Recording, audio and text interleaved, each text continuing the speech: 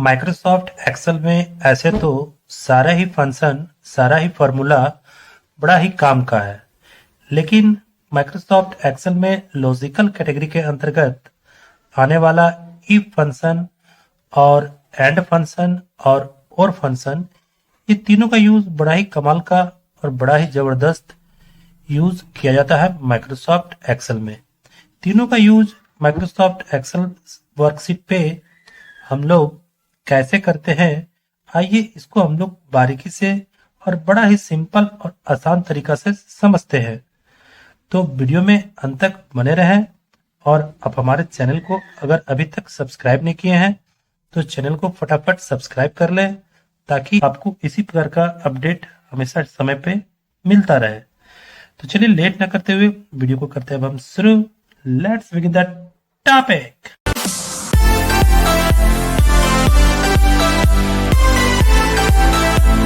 आइए सबसे पहले हम लोग इफ फंक्शंस के बारे में जानते हैं। इफ फंक्शंस क्या करता है कि एक बार में एक कंडीशन को चेक करता है, यानी कि सिंगल कंडीशन चेक करवाने के लिए हम लोग इफ का यूज करते हैं।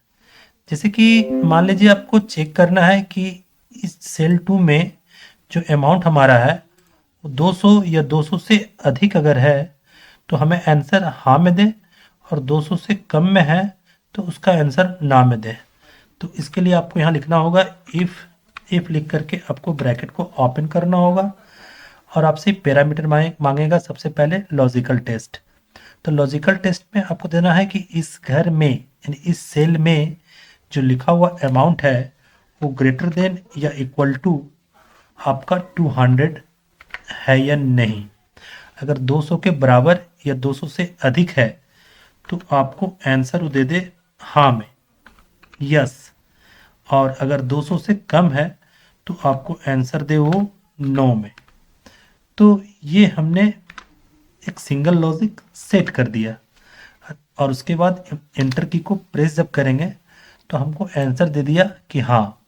अब यहाँ पर हम डबल क्लिक करते हैं, सारा आंसर हमें निकाल करके दे दिया है। यहाँ पर देखिए इसमें आपका 200 के बराबर सेल है तो इसलिए यस कहा है।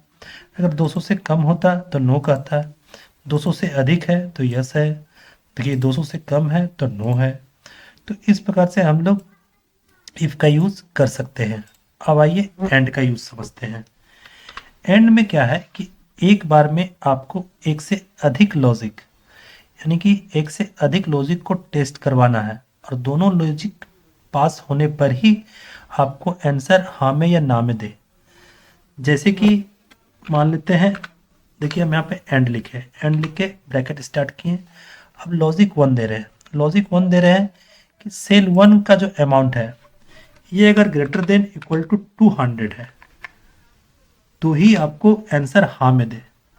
और दूसरा एक लॉजिक और दे रहे हैं कि 2 नंबर जो सेल हमारा है इसमें भी अगर ग्रेटर देन इक्वल टू 200 है तो ही हमें आंसर हाँ या ना में दे।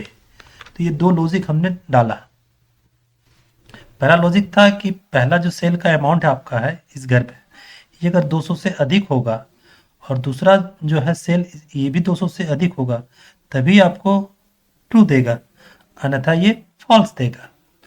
तो एंटर की को प्रेस करते हैं, देख लेते हैं, तो ये आपको फॉल्स दे रहा है। तो फॉल्स वैल्यू यहाँ पर हमारा इसलिए दिखा रहा है क्योंकि दोनों लॉजिक हमारा मैच नहीं कर रहा है। इसमें से सेल 2 का जो अमाउंट है सिर्फ एक ही लॉजिक हमारा मैच कर रहा है। सेकेंड वाला अमाउंट जो है 200 के बराबर है तो ये तो सही है, लेकिन फर्स्ट सेल का जो अमाउंट है ये 200 के ना ही बराबर है और ना ही 200 से अधिक है, यानी कि दोनों लॉजिक हमारा मैच नहीं कर रहा, एक ही लॉजिक मैच कर रहा है। दोनों लॉजिक मैच करने पर ही ये आंसर हमें हाँ में देता है, यानी कि ट्रू में देता है। दोनों में से अगर कोई भी एक लॉजिक मैच नहीं करेगा तो ये आपको आंसर जो है फॉल्स में यानी कि नो में देगा। देखिए दूसरा आपका रो में, इसमें 200 से अधिक का सेल है आपका और ये भी आपका 200 से अधिक का सेल है, तो देखिए ट्रू दिखा रहा है। उसी प्रकार से 3 नंबर में देखिए यहाँ पे आपका 100 रुपीज़ है, तो 100 रुपीज़ जो है आपका ना ही 200 के बराबर है ना ही 200 से अधिक है। लेकिन पहला जो आपका सेल अमाउंट है ये आपका सही है, ये 200 के बराबर है, लेकिन दोनों मैच नहीं कर रहा, दोनों लॉजिक मैच करेगा तभी आपको यहाँ पे ट्रू देगा। दोनों में से अगर एक लॉजिक मैच करेगा तो आपको यहाँ पे फॉल्स देगा। तो इस प्रकार से हम लोग एंड फंक्शन का यूज करते हैं। अब ट्रू और फॉल्स के स्थान पे आप आंसर कुछ पाना चाहते हैं अपने हिसाब से, तब आपको इसके लिए इफ के साथ लगाना होगा एंड को। तो सबसे पहले आप इफ लगा लीजिए और इफ के बाद आपको लगाना है एंड, और उसके बाद जितना भी लॉजिक आपका है वो डाल दीजिए। चलिए हम पहला लॉजिक डाल रहे हैं कि ग्रेटर देन 200 रहने पर इस घर में, और दूसरा लॉजिक कि इस घर में भी ग्रेटर देन 200 रहने पर, यानी कि दोनों घर में 200 से अधिक वैल्यू रहने पर ही आपको आंसर हाँ में दे, अन्यथा वो आंसर आपको ना में दे। ये हाँ ना के जगह पे आप कुछ और भी लिख सकते हैं यस नो के स्थान पे। हम समझाने के लिए आपको यस नो यहाँ पे लिख रहे हैं। तो देखिए आपको दे दिया नो, क्योंकि दोनों घर में 200 से अधिक नहीं है। चलिए इसको हम यहाँ से ड्रैग करते हैं। तो देखिए इसमें यस दे दिया क्योंकि दोनों घर में जो है 200 से अधिक सेल है। इसमें दोनों घर में जो है 200 से अधिक नहीं है। इसमें दोनों घर में 200 से अधिक सेल है। तो जिसमें 200 से अधिक सेल हुआ है दोनों में, उसी में आपको यस ये दे रहा है। तो ये था एंड का यूज। अब हम लोग आते हैं और फंक्शंस की ओर। और फंक्शन आपको क्या है कि एक से अधिक लॉजिक में अगर कोई भी एक लॉजिक आपका सही है तो आपका आंसर जो आप चाह रहे हैं वो आंसर आपको मिल जाएगा। देखिए अब इसको लगाते हैं। और फंक्शन दिए, ब्रैकेट को ओपन किए, लॉजिक 1 दिए कि अगर इस घर में ग्रेटर देन 200 है, या फिर इस घर में अगर नहीं है, अगर इस घर में भी अगर मिल जाए 200 से अधिक, तब हमको ट्रू दे दीजिए। दोनों में से किसी में भी अगर 200 से अधिक सेल है तो यहाँ पे ट्रू आना चाहिए। तो इस दोनों में 200 से कम है, इसलिए यहाँ पे फॉल्स आ रहा।